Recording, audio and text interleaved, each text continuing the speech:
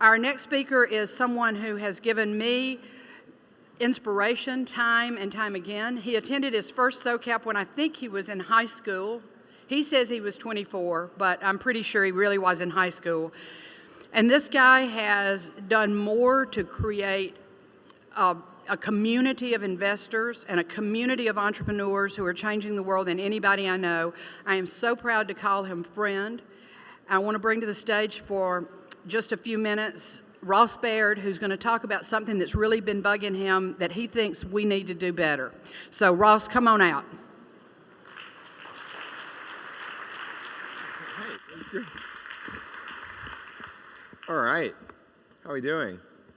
I think something is really, really wrong with the way we're having conversations here at Fort Mason. But before I start, I want to say, how many of you, when you go home, people in your family, your friends, understand what you do for a living?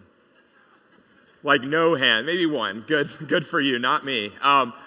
This is the 1 week a year where I don't really have to explain what I do, and coming here is like coming home. But I am seeing a big dissonance between what we're talking about. We think what we're doing is apolitical. This is great. Republicans and Democrats like what we're doing. It's free markets and it's social justice. But most people don't think the narrative that the capital markets is perpetuating works for them.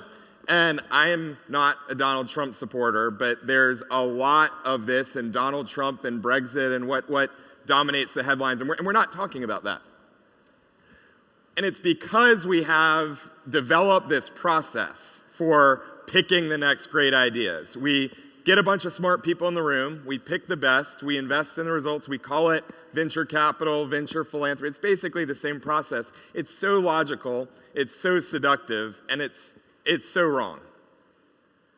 Let's take, for example, basically what you just heard is an example of when this goes wrong, but I'll give you another one. There's a guy, Jerry Namorin, founder of Lynn Street. He's here at SOCAP. What Lynn Street is doing is they buy up all your medical debt, your student debt, they refinance at a fair interest rate, they're getting people in crushing debt out of poverty. Jerry started this company in Charlottesville, Virginia, and he really struggled. He said, venture capital firms are all about pattern recognition. As a black guy living in central Virginia, solving poor people's problems, I was 0 for 3. There are 3 big strikes in the way that we are talking about investing. Number 1, pipeline problem. People of color are less than 1% of startup investment. Women are less than 5% of startup investment. Impact investing numbers actually aren't that different. It's a huge problem. We say, well, we want to do better, we want to build a better pipeline, but there are whole structural barriers that keep most people out of the conversation. For example, it takes $30,000 to start a business. The average white family has $100,000 net worth. African American Latino families have less than $8,000 in net worth. Veterans have half the wealth of non-veterans. There are a lot of people who don't even get a seat at the table. If you say, I want to close the pay gap between women and men, or if you say Black Lives Matter, if you look at how our innovation economy directs capital, you realize that our money is not reflecting what we think we care about. Strike 2, Jerry's zip code, started in central Virginia. San Francisco right here, New York, and Boston are 78% of investment in the US, 50% of investment in the world. And if you talk to investors in San Francisco, they say, well, this is great. I invest locally. I want to take a board seat. I want to be helpful. But people who have money are investing in people who live near them and who they know. And being able to drop by the office any day to be helpful is not worth growing inequality. These are the 20 most successful cities in the past 20 years. Here, new firms are growing 300%. In every city that is not on this map in the aggregate, more businesses are dying than they're starting every day.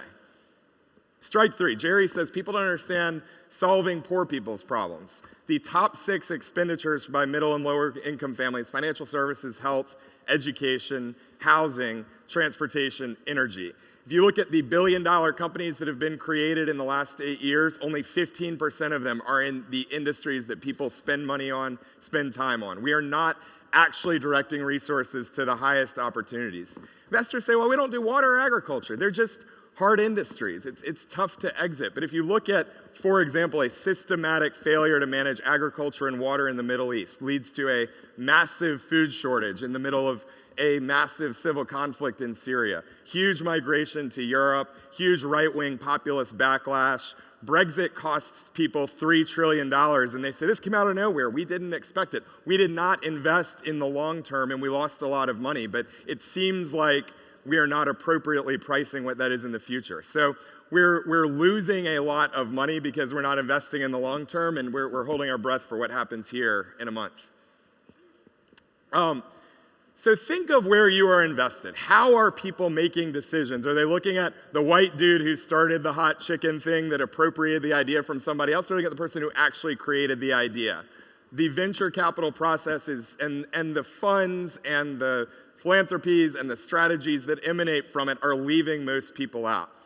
The good news, it's incredibly complicated, but there are innovators who are changing the results. And when you change the results, you change the process. So Jerry we ran a program for fintech companies. Jerry met Kapor Capital, who intentionally invests in people of color and women. Jerry got $500,000 from Kapor Capital. He has turned that in 2 years to almost $40 million in helping Americans in crushing debt resettle their debt. Getting a first investment put Jerry and his team in a different category and a different track. What you can do to fix this is find the best entrepreneurs, not just the most convenient. So Steve Case, the AOL founder, has an initiative, Rise of the Rest, to invest in the not wealthy cities. Kapor Capital invests in women, people of color, where there's systematic bias keeping out. There are things that you can do and just how you find ideas to change it. You need to look at differences in the way you select how you invest. We at Village Capital, and I've been at SOCAP 7 years in a row, and we over time have been putting decision-making power in the hands of entrepreneurs. And instead of having 8% women, which is your average Silicon Valley venture firm, when entrepreneurs themselves select who gets investment, it becomes about 40%. When you have Silicon Valley firms making decisions, 78% go to 3 cities. We have 90% investment in the rest of the world. The people have the power to allocate resources, invest in who they know and understand, and changing who is at that table will get you different results. And whether it's Calvert Foundation, Indiegogo, Kiva, there are a lot of great innovators here who are democratizing the source of financing. Crowdfunding, women get 50% of investment when the decision making is changed. Women on average in the venture capital process raise about 80% as much money as men and still outperform 10% in revenue. We did a study with Stanford looking at our 600 alumni. When women get a first investment, 3 years later, they've closed nearly the entire fundraising gap and are outperforming 30% in revenue. That is just stupid economics if you're not paying attention to how to change the way you invest. So think of how you're investing. Think of how you're finding ideas. The cultural narrative of find smart people, pick the best, and invest in what's going to do the best in the short term is how most people act, and it's not working. Finding and investing in undervalued people, building selection processes that are more meritocratic, investing for the long term, these are structural process questions and decisions you can make every day. So we've got great people here who care a lot. We've got a lot of innovation to do. We've got a lot of problems. We can go solve them. Thank you very much.